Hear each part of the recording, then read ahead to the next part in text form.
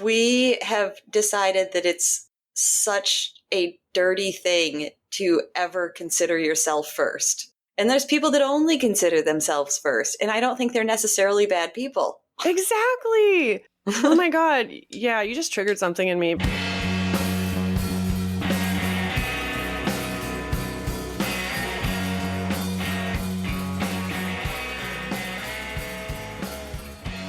Hello, friends. Hello, friends. And welcome back to Pickles and Vodka, the mental health podcast, where your co-hosts show up after being in a bike crash. Even though they maybe shouldn't. I'm Christina. And I'm Lauren. Since you gave a little teaser, perhaps we should start with you. So, I got in a bike accident. Is it an accident if it's just me? Mm-hmm. Okay, so it's so stupid.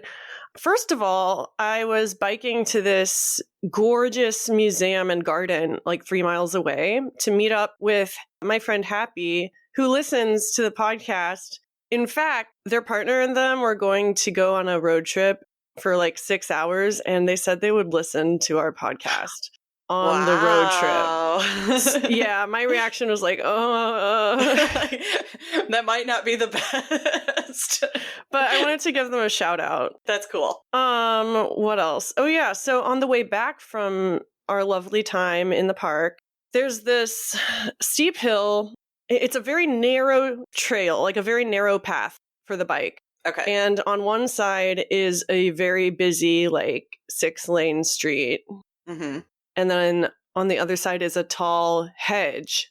Okay. So I make this sharp turn, and the hedge like clips some part of me or my bike. Like I wasn't expecting the hedge to be sticking out, and I basically like hit the hedge and fall onto my left side. Like the bike goes out from under me, and I find myself like in the traffic, like in the road. And luckily this sweet angel stopped and made sure no one hit me while I got my bearings. And then I was giving her a thumbs up and she didn't drive away. And I was like, yeah, don't worry, I'm fine. And she's like, no, your phone is in the road. Oh my gosh. So yeah, I didn't even notice my phone had been thrown like into the middle of the road.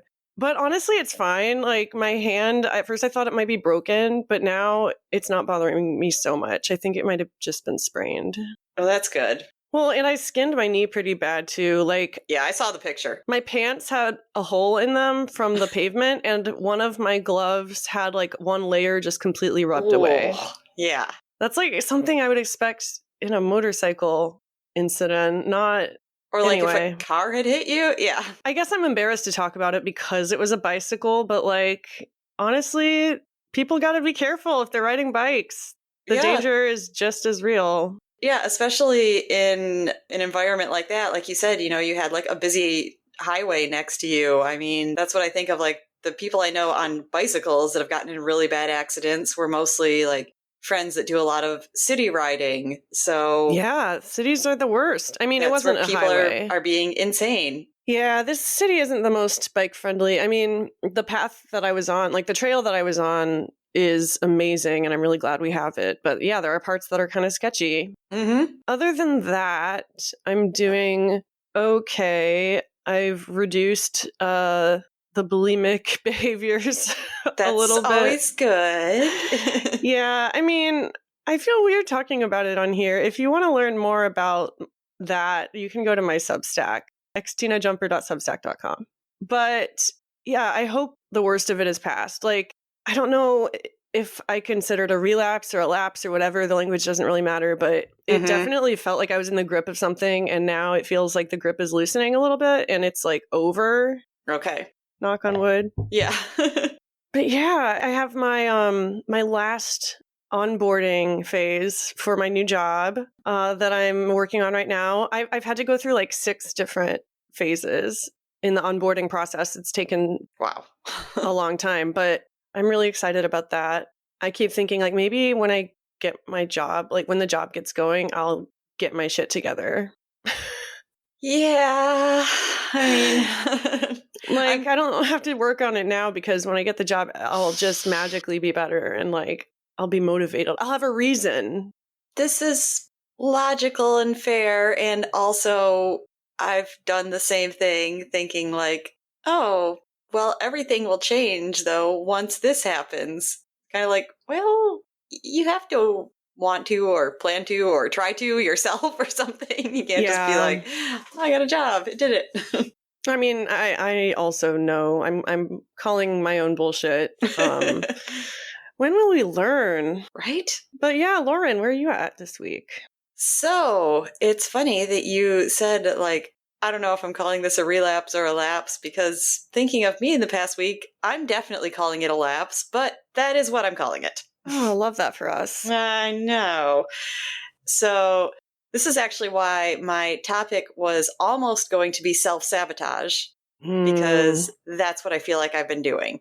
I've been thinking about that a lot the last couple days, and that's just kind of what happens. I feel like when things first start to work out for me, I don't necessarily know why that's the first thing I turn to, but I'm learning that it is, which feels like progress, because before I would just do it and, just let things happen as they did. And then later, when I'm too far gone, just say, well, that's always me. Can't be helped. And oh my God, that's literally what I wrote about this week. But yeah, and it does, like, I gave myself some credit today, actually, because I thought about all of that and I was like, you know what? There's been lots of times where that's my first reaction. And I realized, like, that would be my first reaction, like when I started aerial classes, because that was something I was enjoying. It's like, let's sabotage it. But I gave myself a little credit because I realized in the past I've tried to start aerial, and that's what I did. And I leaned into it. I mean, once I couldn't finish my first class that I took because I had to go to treatment. So yeah, that clearly didn't work out. But this time I feel like when that started to creep in, and knowing that I actually was able to argue with myself and be like, no, you like it. Do the opposite. Do things so that you are strong enough to go to class instead of oh my just, God. yeah. That's amazing. So I was like, I did it once. But then there's also, I feel like, and I'm really struggling with this one now, feeling like I'm doing okay with it, but it is tough, which is, the band is working out. And I feel like the self-sabotage came in saying, like, it's okay for me to just like cancel last second and flake on them and, like isolate and don't try and do anything, because they're going to learn eventually that's just the sort of person I am. So it's like, yeah, let's just cut to the chase. So, like self-sabotage as fuck. Uh-huh. And then, of course, the most recent one is me in the process of maybe having some sort of relationship, and the eating disorder stuff comes up. And I was like, of course, because that's the same thing. It's kind of like, let's find a reason to be secretive and shut people out because everybody's going to leave you anyways. So yeah, it's been a battle this week. And a lot of listeners can relate to that, I'm sure. It seems so unfair, but the thing is, like, we're more comfortable when things aren't working out if it's our fault. Yeah. If that makes sense. Like, if we have control, it's a rough spot to be. It's that. And I was also thinking, like, maybe when that sort of stuff has happened out of your control, like people have seemed to reject you for no reason and stuff like that, then it's almost like your mind immediately assumes that that's going to happen anyway. So it's almost, it's like, I want to be the one to cause it then. Like, this is what's going to happen. So I'm going to pull the strings. Your brain starts like coming up with all the ways that the other party is going to reject you. Mm-hmm. And you start seeing things that maybe aren't there. And it really feels like in the moments before you actually do the self-sabotage, you get really paranoid, I feel like. And then it's almost like you enjoy sitting back at the end being like, see, I was right. Yes, exactly. Like, the paranoia gets so bad, like the panic that you're going to get rejected gets so bad that the self-sabotage becomes relief. It's almost like self-harm. Mm-hmm. Yeah. Oh, man. It's, yeah. Yeah. Damn. That's a lot. But also, I'm really proud of you for actually thinking about it this time and naming it. Yeah. That's like the first step. you're not the same person you were in the past. And this, even if it is a lapse, it's going to be different than lapses in the past. Yeah. Like I said, it was really encouraging to kind of process it and realize like, oh, hey, I did that with the aerial stuff in the past and I successfully pushed it out of my life. And this time I actually did the opposite. Like I am capable of doing the opposite. Yeah, opposite action. Isn't that like a therapy thing? I think it's one of those lovely DBT things. Wait, was it DBT you hate or CBT? DBT. Okay. I mean, I told you, I hate DBT because it started to feel like school. Well, speaking of school, I just remembered I am reading this great book right now that I think you should read because I want to do an episode about it. Mm-hmm. It's called Dead Weight, Essays on Hunger and Harm by Emmeline Klein. Oh my gosh, I think I read a book by her that was amazing. That's really? A familiar name, yes. Yeah, I mean, she is amazing. And this book is like part her own experience. And by the way, she talks a lot about internet friends with eating disorders. Sweet. So it's very relatable. So I will, yeah, really. Yeah, but then she also talks about like how corrupt the treatment industry is and how, it's only the thin, like white women that benefit from it. And even then, relapse rates are so high. She compares it to, the opioid epidemic, where like it's the only mental illnesses like addiction and eating disorders where you pay the most for a treatment that is proven to be unsuccessful. Yeah. Like the relapse rates are so high, but yet eating disorder treatment and like rehab, that's really expensive. They're so expensive. Yeah. And only like the privileged can even manage to do that. Exactly. So yeah, it's a really good book. I heard her interview on another podcast I really like that Orion showed me. It's called Benchtopia. Okay. They interview her and it was really good. And so I went out and bought the book from thriftbooks.com. Very cool. I mean, you're talking about it. I'm like, I'm probably going to order it tonight. Do it. It sounds good. Yes. What are we talking about today, Lauren?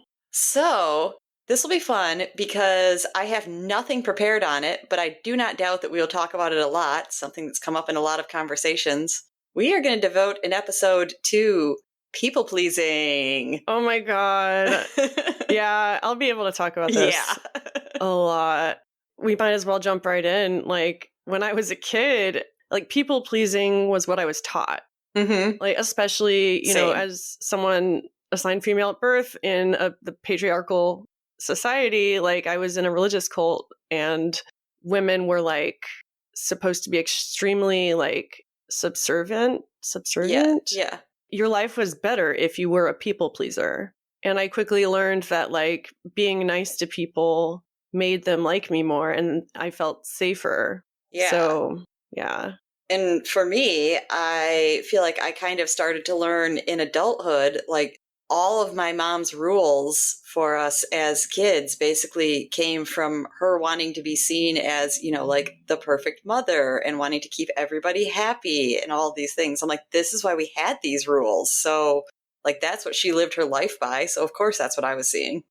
Oh my God. Yeah. It's like we weren't allowed to wear jeans for a while. Yeah. And that's not in the Bible. It's just because, the culture, like the other families, they didn't wear jeans, like the real devoted ones. And so like, I mean, it's...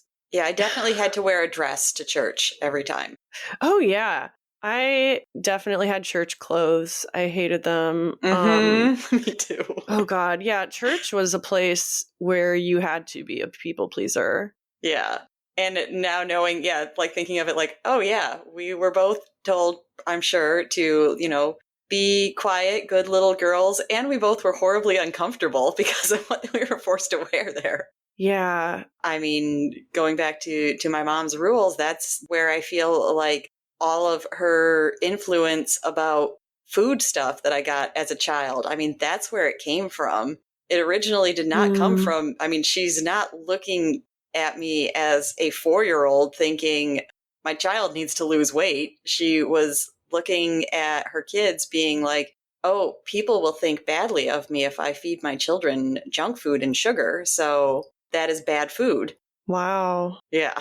Yeah. Establishing that like binary early on, like good food, bad food. Mm-hmm. Our family was so fat phobic growing up. Not that that really has anything to do with people pleasing, but like my mom was also a people pleaser. In fact, if you asked me at that time if being a people pleaser was a bad thing, I would probably say no. Just as you were starting to say that, I was thinking that too. I was like, yeah, I would think like that's something to aspire to, right?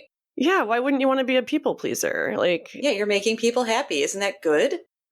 and I know we're joking about it, but I still kind of think this way. Like with my family, for instance, it's like life is just generally better if I don't stir the pot and I just keep them happy. Like, what's the harm? Because they're happy. I'm, not causing conflict. Yeah, it's something that like I'm thinking of.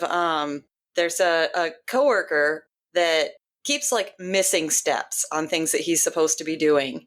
And I mean, if I was telling you, I would be like, this is so annoying. Like, why can't you just do it?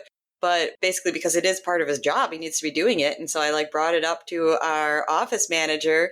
But I think of my email and I'm just like, I probably apologized like 6 times in it. Like, I'm not trying to say, that he's, maybe he doesn't know, and I'm not trying to say that he's a bad worker or anything like that. It's just maybe he didn't realize, and I happened to notice this, so maybe a little reminder is okay.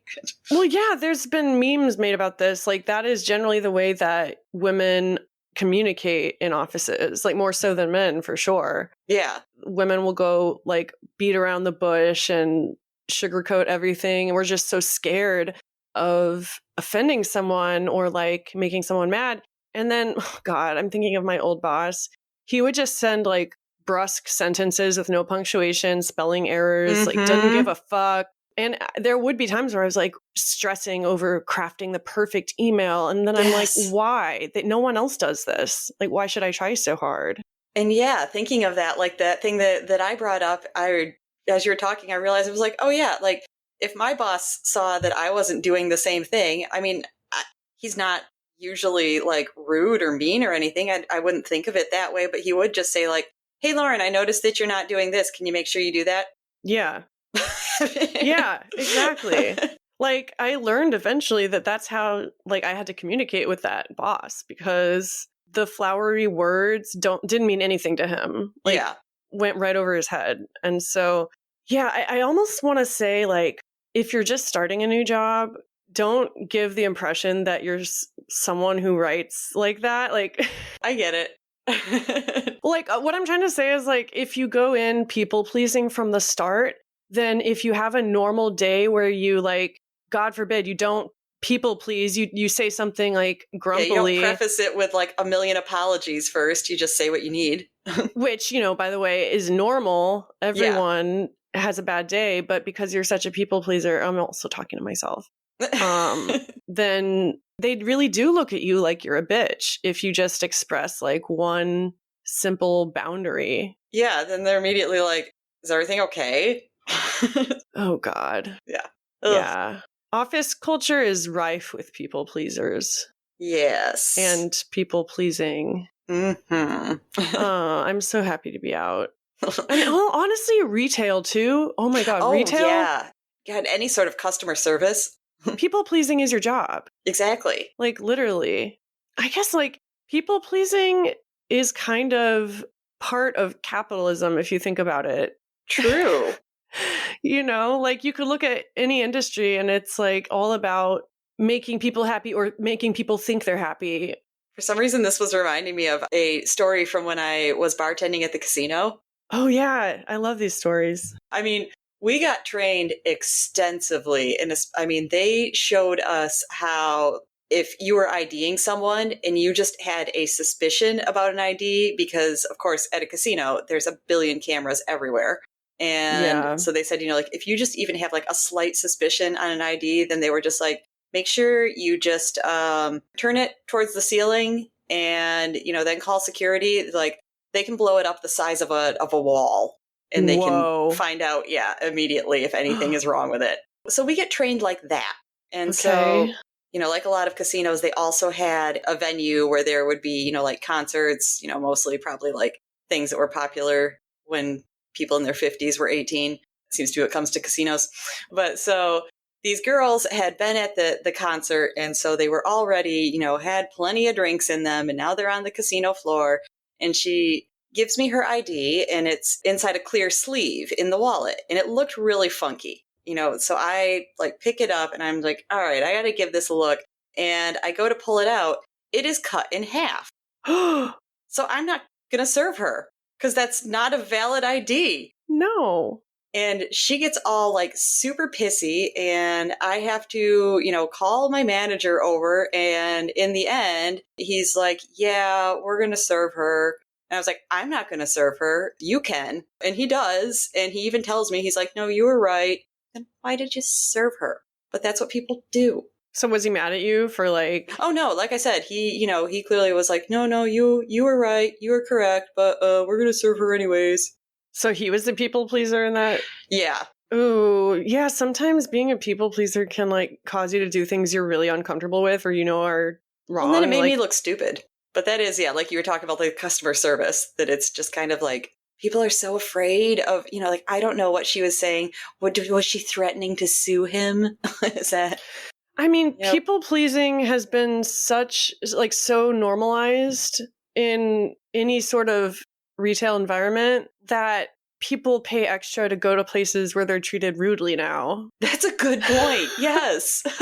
Yeah, like I'm thinking of Cat's Deli, where Dave from the Dopey podcast works. Okay. In some of the earlier episodes, he tells stories about being super rude to customers, and it's kind of to be expected. There's a lot of them. I know when I first moved to Chicago, it was Ed DeBevick's. That was the place. What kind of restaurant was that? It was supposed to be like a 50s themed diner, but that was like their shtick as well, is it was like, oh, they're rude to you. When you think about it, the fact that, that's a destination spot now. We're like, yay, let's go to this restaurant where they're rude to you. Well, I think it's an American thing, too. Oh, for sure. I think so, too. Now I want to know, why are Americans all such people pleasers? Because, my dad has been to France, and he says, they do treat you kind of rudely in the restaurants there. And he tells it like it's a delightful story. He tells it with glee. Mm-hmm. Because that's just such a novel experience. I was trying to think of the times I've been overseas, too. And I'm just kind of like, I don't feel like anyone was rude to me in restaurants. Not rude, but not bending over backwards. Yeah, they were just matter of fact. They just got the job done. Because it's a job. Well, and they don't work for tips. Oh, you're right. Oh, my God. I mean, talk about a reason to people please. Yeah. These people are paying your salary. Oh, my God. You just blew my mind. It really is about capitalism all along. Yes, you had it correct. I feel like we solved a puzzle or something. I know. Why aren't the leaders of the world listening to us? Exactly. Oh, man. So, yeah, lots of people pleasing at work. What about people pleasing in relationships? We kind of talked about that on the relationships episode, but I wonder if you had any additional stories or observations. For me, I feel like that just goes with stuff like what we talked about up top and probably what we talked about in the relationship episode, that I've gotten it in my head that I'm going to be rejected. So, if I don't want to be, then it's kind of like I have to do everything to make that not happen. And what if I tell them that they're wrong and that doesn't go over well? And then it's all my fault because I said you were wrong, even if you were.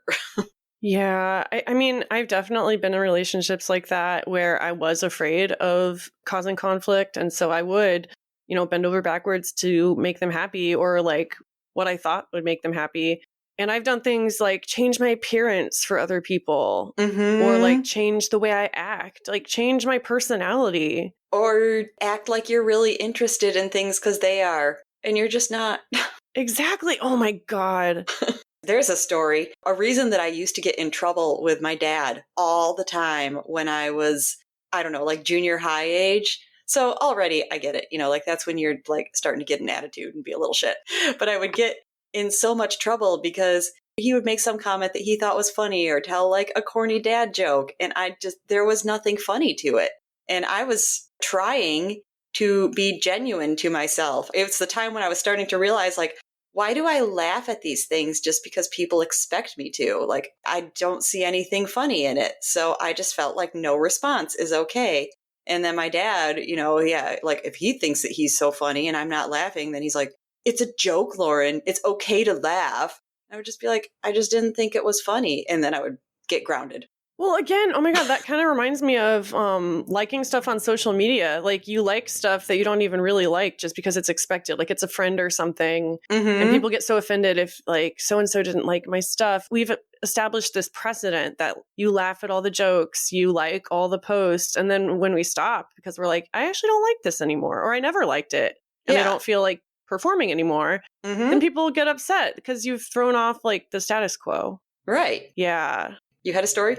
I mean, I thought I did. I'm just thinking of my college boyfriend, like my very first relationship ever. Like he had really good taste in music.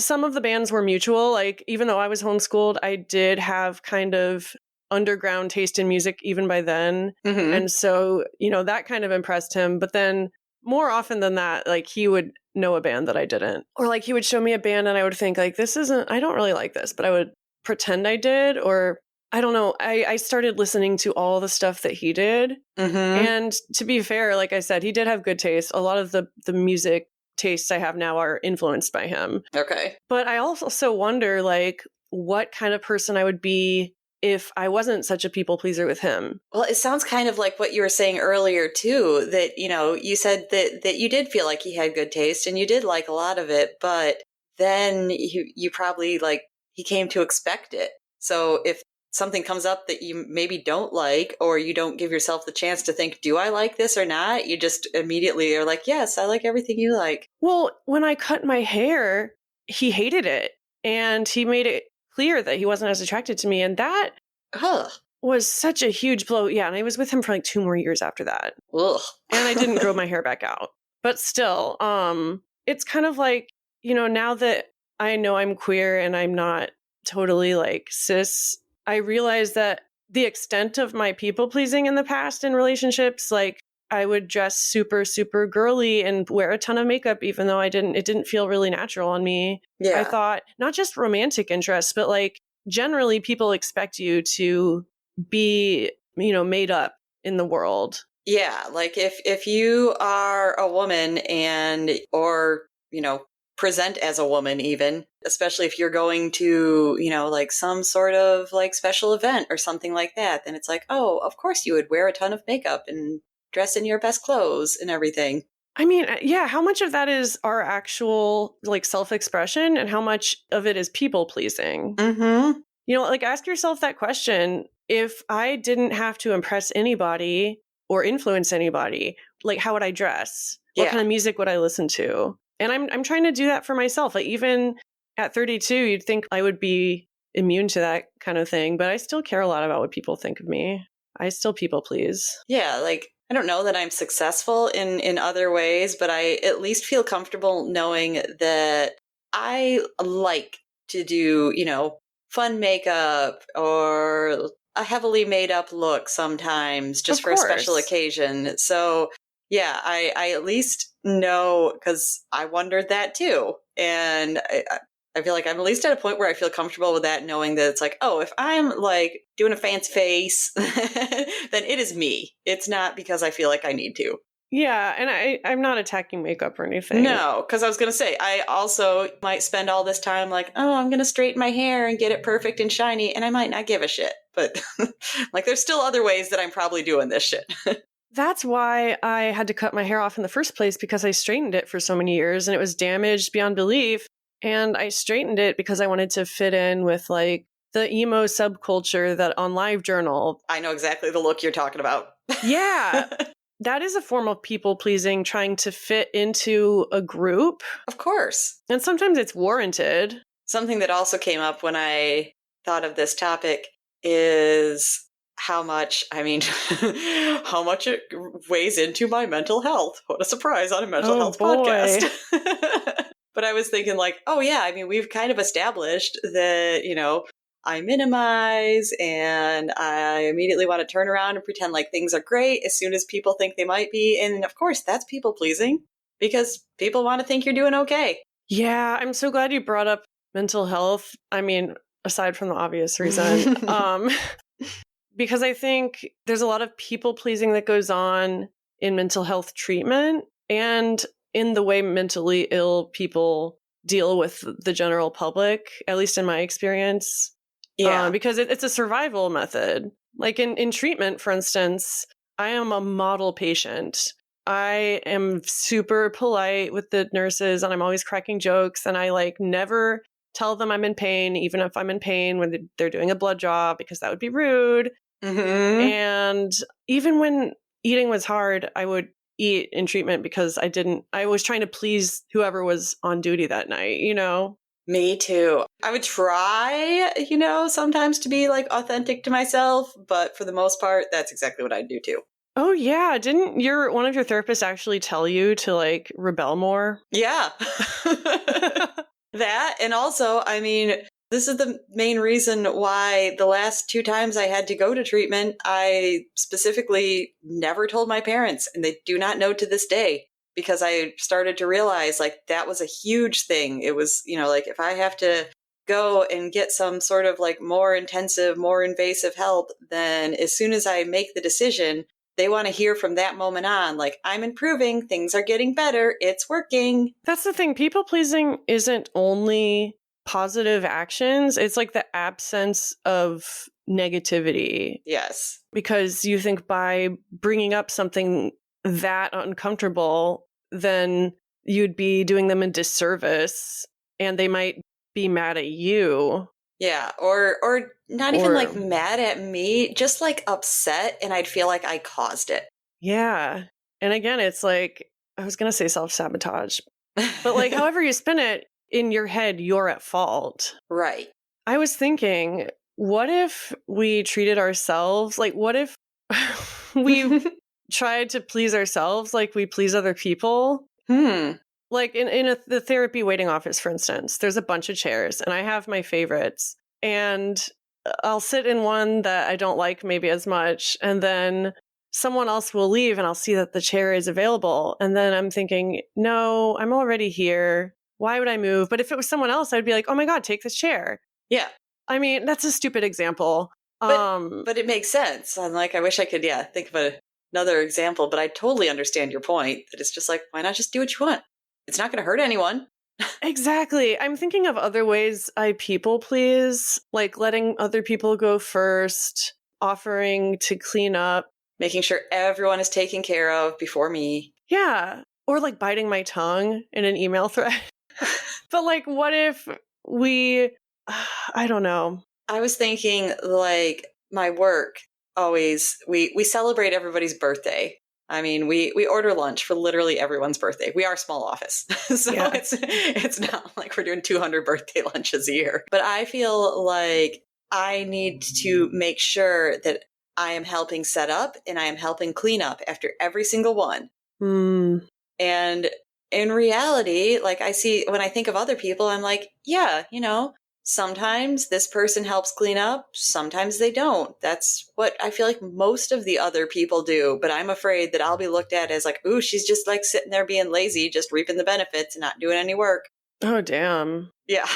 Yeah. And when you have that kind of like, when you really think people are thinking those things about you, of course you're going to be a people pleaser. Yeah. And for what you said, I'm like, what if, like sometimes I do help clean up and sometimes I say, you know what? I'm sitting here having a good conversation with this coworker. They've got it. How crazy would that be? Exactly. I keep wanting to say like, please yourself, but that sounds dirty. You know what I mean though? Like, yeah, be a people pleaser towards yourself. Yeah, or just do as much as you would expect of anyone else. Like, I'm not judging anybody else there, saying like, wow, they didn't clean up this time. And I think people think the opposite of people pleasing is just being rude to everybody. Yeah. And don't get me wrong, like some people need rudeness. True. Like sometimes you do need to be rude or like assertive, Yeah, like if a person's not getting a point, then, you might have to. But yeah, the opposite of people pleasing might just be living your own life and not giving a shit. Yeah, I feel like we have decided that it's such a dirty thing to ever consider yourself first. And there's people that only consider themselves first. And I don't think they're necessarily bad people. Exactly. Oh my God. Yeah, you just triggered something in me because growing up Christian, like we were always taught to put others first, put God first. Oh my gosh, yes. I'm not thinking of any of the phrases, but I know there are some that that get drilled into your head that are like, yeah, like serve others before yourself or something like that. Yeah, something about oh fuck. It's a good thing I forgot them actually. Something about loving thy neighbor before yourself. I don't know. I was thinking that too when I was trying to think, and I was like, I'm actually relieved that I don't remember it word for word. I know. Oh my God, this is so monumental. I can't recall a Bible verse. Oh. Is this recovery? Well, Christina's growing up. I'm growing up. We're all growing up every day. Mm-hmm. But speaking of mental health and people pleasing, that's actually a trauma response is fawning. Would you consider that people pleasing? Or do you know what I'm talking about? I do. I mean, I've heard it. If you can go into a little more detail, I'm kind of vague on it. Well, so we've talked about how people pleasing is like a societal precedent, at least in America. But I think it's also a self-defense because, like, back to capitalism, none of us are supposed to live this way. Like, it's not normal to be like perky and positive all the time. And it really wears on your body and your mental health. And so I think some of us, we just lock up and go into this fawn mode where we just like basically go into people pleasing mode. It's the same thing for me, at least. I wanted to see what your opinion is. I feel like toxic positivity came out more recently as a phrase, and I almost feel like that's a result of us people pleasing so much. Totally. Yeah. Yeah, I think people are more aware of it. It's like somewhere it became taboo to have a bad day. Exactly. Like, why are we not allowed to have a bad day? Yeah. Like, what does that say about us as a society? It's even come up with us before, like, what do you do when you're sick, like physically sick? Like, there's people that like to just withdraw from the world. And I see that as like a real people pleasing, and I definitely do. Me too. I was going to say, that's what I do. What do other people do? Go out into the world? Well, no, I'm not saying like the opposite is like go out and like spread your germs to everyone. I'm saying like the opposite I see is the person that's like, I'm sick, take care of me. And I'm just like, no. I will shrink back. I will not talk to you. I will not do anything. I'll take care of myself. And then I'll come, rejoin the world once I feel good again. Because that's all you want to see. Oh my. Oh my. Oh my. I don't know why I said that. That's literally what I do when I have these lapses. I mean, this is the first time I've actually written about it as it's happening, but normally I don't. Like, normally I just wait for it to pass and then I reemerge. It's like that meme of a raccoon coming out of a trash bin and it's like coming out of a long depression fog. Yeah, I mean, definitely, like, depression lends itself to that because that's kind of what you do anyways. But for sure, people just shut off and are like, I won't bother anyone with my bad mood.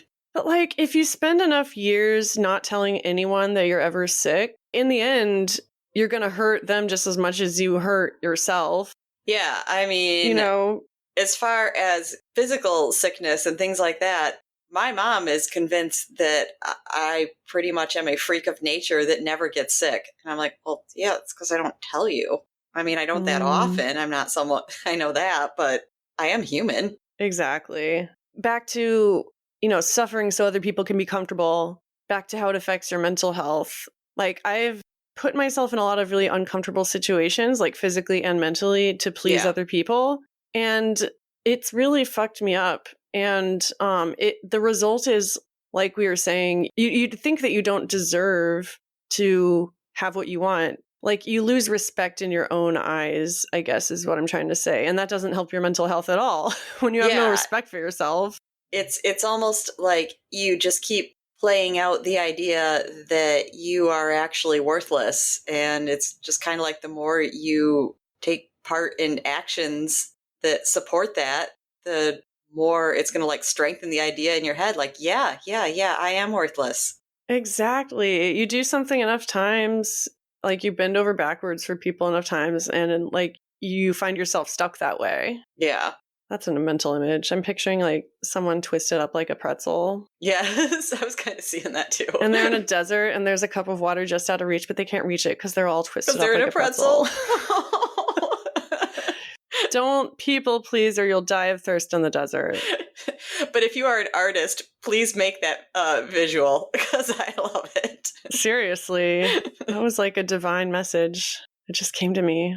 So what's the solution? I mean, I know it's not, just like, I have the answer, but it's kind of like, we've talked about how we're people pleasing and how it's beating us down.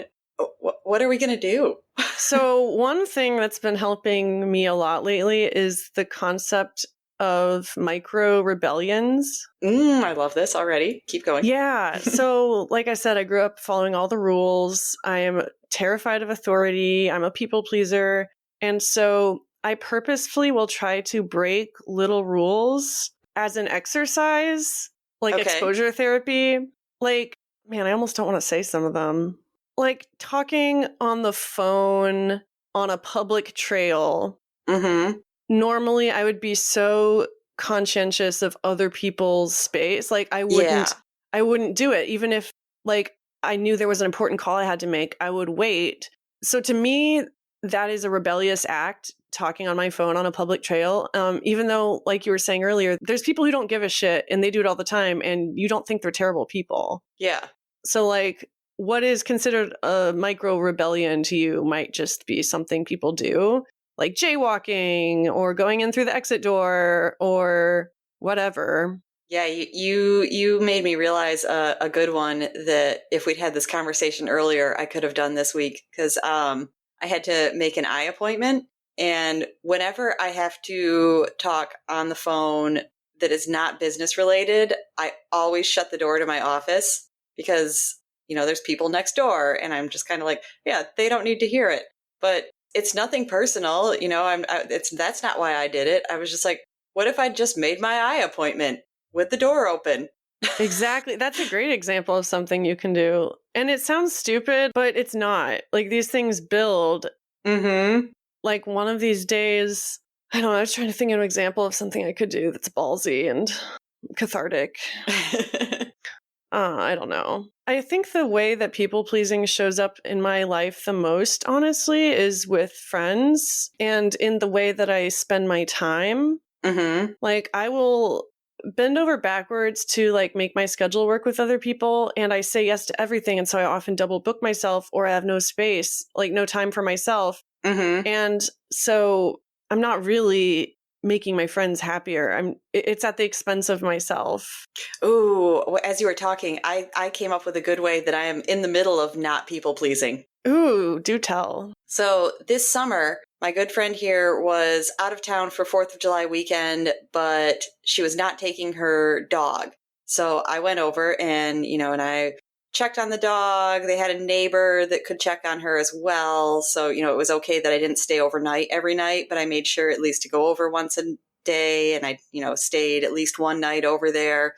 And I remember I was kind of annoyed when I was preparing to do this because my friend left the day before her husband and she hadn't given me her key yet. So her husband messages me and he's like, hey, I'm home whenever you want to come pick up the key. And I'm like, I'm already doing you a favor. But I went over and I did it. And we realized this week that I never gave it back. I got a message from her that was like, hey, do you still have our spare key? And I looked at my keys and I took a picture. I was like, this might be it. And she was like, yeah, that is. And then I said nothing, basically, because I was like, I'm not going to offer to go over and drop it off. That's my own little tiny way of not people pleasing, is just being like, you know what? I did you this favor. You can come get it. Well, and I do the same thing. Like lately, before I say yes to things, I sometimes give it like a day if I can and think like, do I really want to do this or can I really do this? Like I might not have the capacity. I think people pleasing is all about like tricking yourself into thinking you have more capacity than you do. And we really don't. Yeah, because if you spend all your time people pleasing, you are going to wear yourself the fuck out. Yeah. I've been trying to think in the back of my mind, like, what kind of poll could we do off this? I know. Well, like, how are you a people pleaser? How has people pleasing affected your life. Like, I want to know, Your like, mental health? Yeah, like, how has it affected you? I mean, I'm going to imagine mostly negative, but if you have a positive. Yeah, like, how has people pleasing affected your life, or just you? Mm-hmm. Or would you consider yourself a people pleaser? True. Maybe you don't. Tell us how not to be if you're not. Help us please, out. Someone help us out. Like, tell me how to be rude. I forget who I told this to, but I told someone that my goal for 2024 was to become more of a bitch. I feel like that was one of my goals once too. Do you think we succeeded? I probably didn't. Listeners, am I bitchy? Am I a bitch to Lauren, making her talk about her feelings every damn week? You're such a bitch making me talk about the theme of the podcast. I hate you. So now we have 2 ongoing polls for you to answer. One of them is about triggers. You have 1 week to do that. I know we said you had 1 week last time, but for real, surprise, now it's 1 week. We changed our schedule again. Yeah. But this is the last time, we promise. Yeah. We're in a transition period. Yes. And we're not going to people please. Right. Deal with it. Yeah. So yeah, go answer our trigger poll. Go answer our people pleasing poll. Oh, but guys, you need to subscribe to picklesandvodka.substack.com. That way you never miss an episode. And if you become a paid subscriber, not only does it help us out a ton with our hosting and our equipment and stuff, but you can have access to a chat where you can suggest episode topics.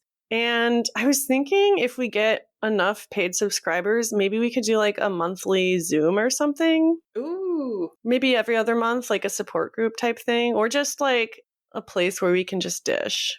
Yes. I love all this.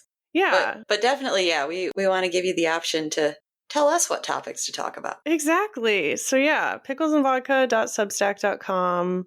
And we will see you next time. Yeah. Goodbye. Bye.